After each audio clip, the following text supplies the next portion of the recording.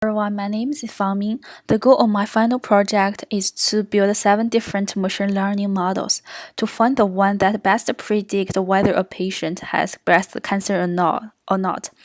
Since nowadays breast cancer is considered to be the most frequently diagnosed life-threatening cancer in women and the leading cause of cancer deaths among women in the world, I think building an efficient model to best predict the result would be very helpful. So the data set I'm going to study to build my model is from the UCI machine learning repository. This data set contains 569 instances and 32 attributes. Features are computed from a digitized image of fine needle aspirate or a breast mass. They describe characters of the cell nuclei present in the image. There are 10 real-valued features are computed for each cell nucleus, including radius, texture, parameter area, smoothness, compactness, concavity, concave points, symmetry, and fractional dimension. So here I listed all the R packages I used for my project. So first I do for my dataset is to explore the dataset. So the first column is the ID number, which is a useless feature to predict the result. So I set it to null. Then what I do is to detect whether there are missing values inside my dataset. I use the summary function and find there were no missing values inside my dataset. And the next thing is to detect the outliers. So based on the summary report, I think there are 4 features should contain the outlier because the maximum value is very different from the minimum value. For example, like the radius SE, the maximum value is 2.8 and the minimum is 0.1, and you can see the mean are around 0.5, and so I believe this feature would contain the outliers. So after using the box plot to see the outliers, and indeed these 4 features contain outliers, but after removing off all the data from these 4 layers, there are only few data points being left. And in addition, after searching some information online, I believe the outliers contain important information of the tumors, so I decided to just keep them. The next thing, because for my dataset there are 30 features in total, and I believe there will be some correlation inside of between each feature, between different features. So I use the core plot to test the relationship among the features. And based on the correlation plot, we can see that the 1 indicates a strong positive relationship.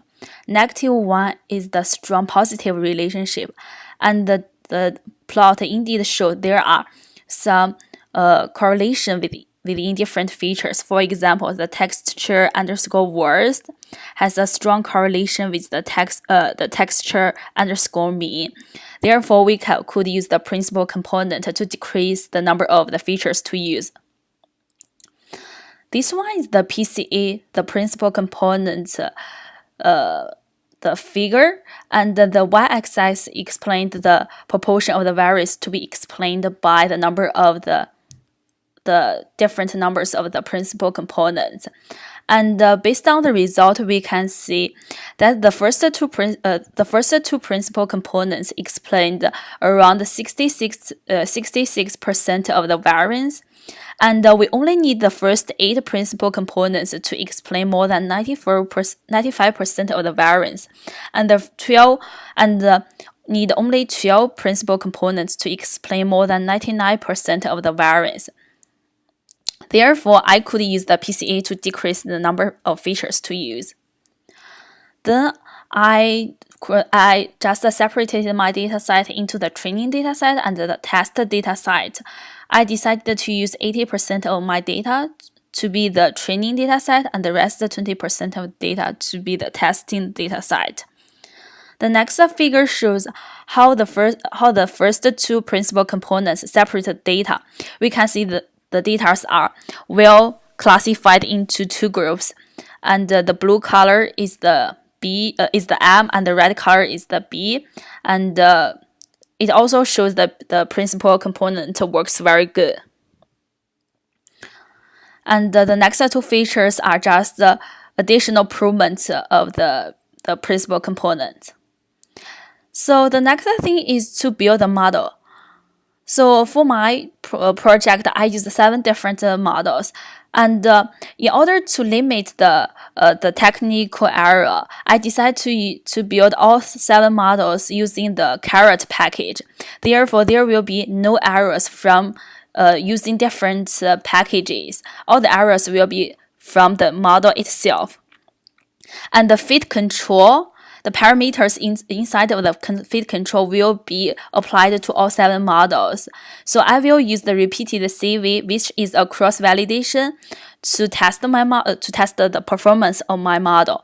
And I will also use the PCA, center and scale, to pre-process my dataset, and the threshold was being set to 0.99 because based on my previous PCA result, we know that the first 12 principal components will explain over 99% of the data, the variance of the data.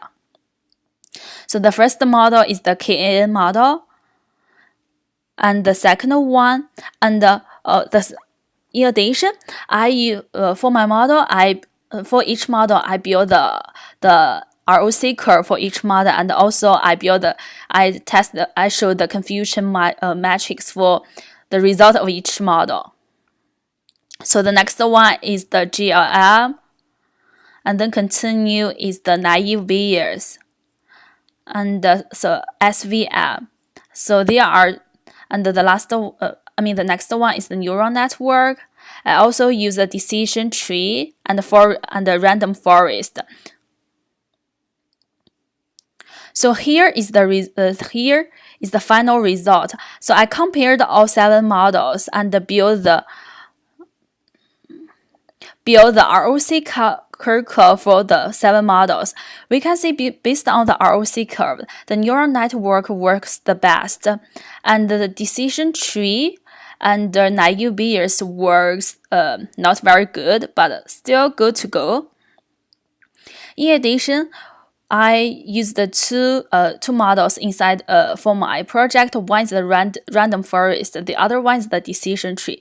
The reason I decided to compare these 2 models is because we know that random forest is just a collection of different the decision trees. So random forest is an ensemble model of the decision tree.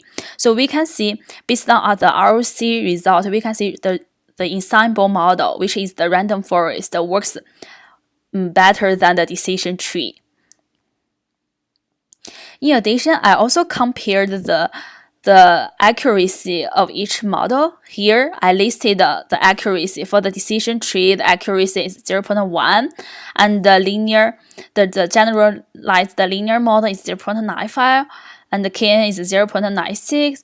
Based on the accuracy, we can see there are not lots of difference among each model, so the ROC curve reflects the difference better. So my conclusion for my project is